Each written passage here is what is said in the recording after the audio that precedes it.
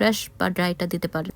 তারপর পরিমাণ মতো লবণ দিলাম, দিয়ে এটাকে ভালো করে একটু মেখে নিচ্ছি। মাখানোর পরে আমি তেল দিচ্ছি এখানে অল্প একটু অলিভ অয়েল ব্যবহার করেছি, আপনারা আপনাদের পছন্দ মতো তেল দিতে পারেন। দিয়ে মেখে এখানে একটা বেকিং ডিশের মধ্যে এটা ভালো করে ছড়িয়ে দিব।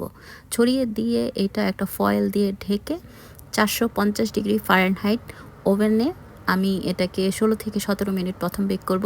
ওভেনটা কিন্তু প্রিহিট করে নিয়েছি প্রথমেই 10 মিনিট। তো 16-17 মিনিট ঢেকে বেক করার পরে আমি কিন্তু ফয়েলটা খুলে দিব। প্রথমে এখানে চেক করে নেব আলুটা সিদ্ধ হয়েছে কিনা।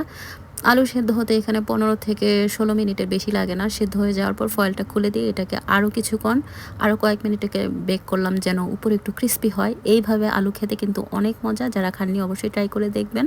সেদিন আমি এটা পাশাপাশি বানিয়েছিলাম পেস্তো দিয়ে পাস্তা আর গ্রিন স্যালমনের রেসিপি।